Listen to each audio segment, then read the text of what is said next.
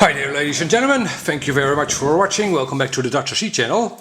And in this video we'll be taking a first look at the XK X252 Shuttle, a brushless FPV quadcopter, XK's latest addition to their fleet of quadcopters.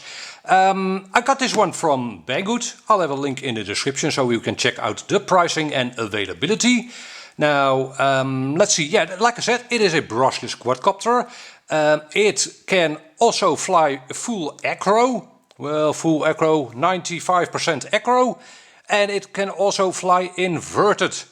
Those are its, unique selling points, apart from it having an FPV system, including a monitor. Very nice. So, what is this? Is this a toy-grade quadcopter or is this a hobby-grade quadcopter? It's somewhere in between, actually. It's a hybrid, I'd say, a brushless quadcopter with FPV, but a plastic shell. Then again, the radio is at least close to a hobby-grade style of transmitter and quality as well. So yeah, I'd call it a hybrid. Now in this video I'll show you what's in the box, what the things look like, and I'll give you my first impression, but I'll also do a first test flight with the quadcopter. So yeah, let's get started. The box, yeah, it is a box and it has a carrying handle so you can store the quadcopter or use it as your transport device of the quadcopter to keep it nice and tidy. Very nice. It is a 2.4 gigahertz system, of course, this radio and the receiver in the quadcopter.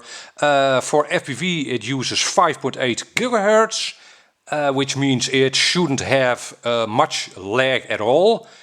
You should be able to fly it FPV very well. And okay, enough for the box. Let's see what's in it. Okay, let's first take a look at the radio that comes with this XK X252. Like I said, a hobby grade kind of radio with two sticks, and the sticks feel reasonable. Compared to my Futaba radio, they don't feel as smooth and they have a little bit of springiness to them, as you can see, but it is a pretty good radio and it is programmable. You can, if you hold on to this mode button for a few seconds, 2 seconds, you can change all kinds of things. You can change the reversing, dual rates, exponential, throttle curve, pitch curve, and the gyro settings. Now, my friend the RC Addict has a nice video on how to change all those settings, what good settings are for this quadcopter. I'll have a link to that video up here and in the description for you to check out. So I won't be doing a video on the transmitter itself, but I will tell you that it has a few switches. One switch over here, there, and there. The switch on the top right is your throttle hold, so if you switch it towards you, now the throttle won't do anything, so that's your safety switch. The switch over here is for your dual rates and half rates, or speed, if you don't know what rates are. If you flip it towards you, you are in full rates. You can fly it at its maximum speed, so to speak.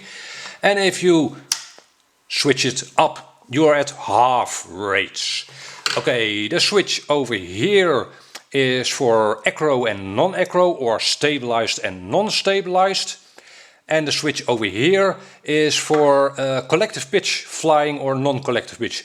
Now, obviously this quadcopter doesn't actually change the pitch of the propeller blades, but it will reverse the rotation direction of the motors. So it kind of mimics a collective pitch, like in a helicopter.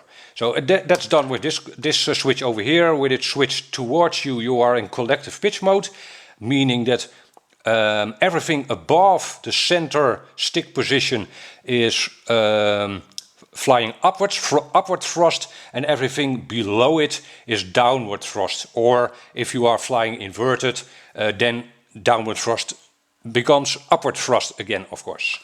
So, and with the switch away from you, you are in normal quadcopter flying mode, so to speak.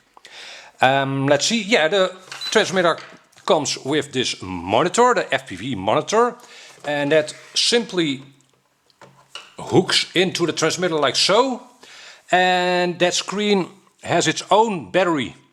The quadcopter comes with a USB charger for separately for this screen, and it has an on-off switch on the right side over here. Yeah, it has a little bit of charge, very nice. It has a sunshade, foldable sunshade, very nice, and it shows you the flight time, I think, and the battery level of your monitor. And that's about it, I think. At this moment I do not know if you will be able to see the battery level of the quadcopter itself in the screen. I'll show that in an upcoming video. Alright, so much for the transmitter. And there it is, the star of the show, the Quadcopter XK X252. Let's see, yeah, in my opinion it is a gorgeous design. It is also available in black, by the way, and as you can tell I have the white version. Very nice looking quadcopter, brushless motors, and these propellers look 6x4-ish, 6x45 maybe. And yeah, at the front we see a camera and two LEDs, and I can already tell you that those are very bright and aid you in orientation quite well. So I'm happy with that. It also has a few LEDs at the bottom, in the arms over here. Those aren't super big or bright, but they do aid you when flying in the evening. Now let me show them to you. I'll switch on the remote and slot in the battery. There you go. Green at the rear, and they will oscillate between green and orange when the battery the battery is drained, and blue LEDs at the front. You can also see a memory card slot at the front over here, and it actually comes with a 4 GB memory card. Very nice. And obviously that means that the quadcopter can record its FPV footage without loss. That's very nice. Let's see, it has rubber landing feet. Yeah, the entire shell is plastic, and let me switch it off again. You might have noticed, and well, probably hard to see, but I have a little bit of tape on the tip of this propeller here, and the other 3 propellers were perfectly balanced. I had to balance out this one though, and that helped me get rid of vibrations. So yeah, every propeller you need to really check, of course, but with brushless quadcopters in particular you need to balance them out. Well, you don't need to, but your quadcopter will fly better with the propellers balanced. Okay, this is a bit of a negative thing about this quadcopter. It comes with a non-standard LiPo. This is the fully encased LiPo. It is a 2S LiPo, and let me show you the charging adapter. This little thingy here is your charging adapter. You simply slot the LiPo into it, like so. And then it has a balance plug over here, which you can slot into the supplied charger. I'll show you the charger in a minute. So yeah, you are stuck with using XK batteries for this quadcopter. If they are not available right now, they will be in the very near future. XK does a pretty good job of supplying spares. spares in the sense of body shells and propellers and such are already available on at least on Banggood. Alright, it looks very nice, very nicely finished. I'm impressed. And basically that's what I've come to expect from XK. XK is a slightly higher upmarket brand from Wheel Toys, and I've had quite a few XK products, and yeah, they always work out well. They look nice, they have a nice design. Personal taste of course, but I like them. So yeah, I'm happy with this quadcopter so far. So let's see what else comes with it. Alright, you get in this bag a full set of spare propellers, so 4 propellers, a little USB charger for the FPV monitor, and a small little screwdriver. Yep, very nice. Okay, and a USB dongle with which you can read the data off of that memory card that's in the quadcopter, so you can retrieve your recorded footage. Very nice. And lastly, a charger, a balance port charger, as you can see, and it comes with its power block. In my case it came with a European plug. Yeah, that's nice of course. So if you need a different kind of plug, be sure to make a note in your order to ask for a adapter for that. And the last thing in the box is a manual in English. This manual is, the English is pretty okay. There are some instances of the typical Chinese English, but it's understandable. I had no trouble getting the quadcopter in operation with this manual, and I don't think anybody else will. So yeah, it does the job. It shows you the spare parts you might need. So yeah, pretty good manual. Now let's get out to the field and do a first test flight with this quadcopter. Here we go. Okay, first flight. This is actually, this time it is actually my first flight with the XK. So a little test flight. I'm not going to go crazy. I want to get a feel for it first. So transmitter on, and we slot in the battery. There, it should now be live, and it is. Okay, I've got it set in auto level mode, in half rate, and no 3D.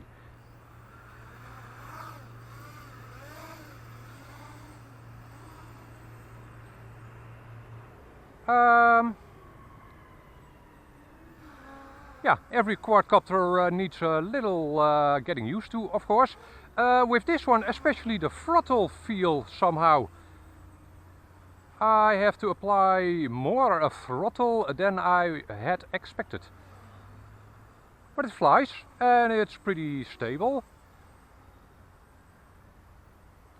Now, one of the main things I want to know, if you've watched other reviews of this quadcopter, other reviewers had their 252 oscillate on full punch out, so let's try that.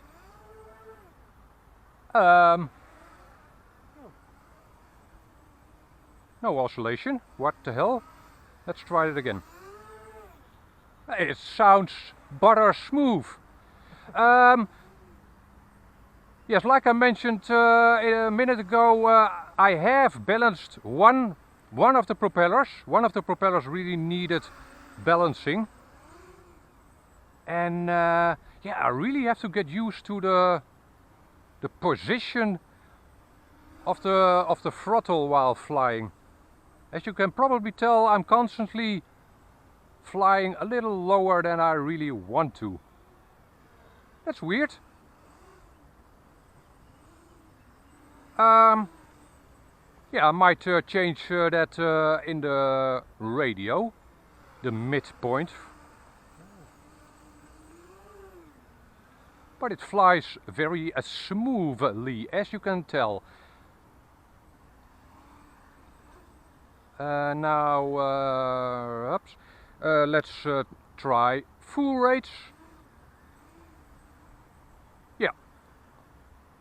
definitely more pitch, and the quadcopter has to have more throttle input to keep it at the same altitude. But this is actually a pretty good pitch. What is this? 45 degrees? Maybe a little more? Yeah. Okay, very flyable quadcopter this. It is very bright and sunny, and I can still see the headlights. I'm not sure if they show up in video, but for me the headlights are more than visible, and that really aids you in orientation, so that's nice. For night flying? Yeah, my friend Nick to the left of me here asked me if it would make for a nice night flyer. I'm not sure. It does also have LEDs at the bottom. Yeah, in this direct sunlight those are a bit hard to see. I'll try it in the evening or night. Yeah. Yeah, it is a reasonably fast quadcopter. Not as fast as a purpose-built racing quadcopter, obviously. Would it be good for a beginner? Or? Well, I'm not sure if you could hear that. My friend Nick asked if this would be a good beginner quadcopter. Basically, I never advise brushless quadcopters to beginners. They can lead to injury if you fly into yourself or someone else. And that's less of a problem with, or not at all a problem with brushed quadcopters. So first quadcopter, always a brushed quadcopter, in my opinion. Okay. After that though, this is not a difficult quadcopter to fly, especially in half rates. Very forgiving, I think. Alright, cool stuff. I'm obviously happy that mine doesn't oscillate at all.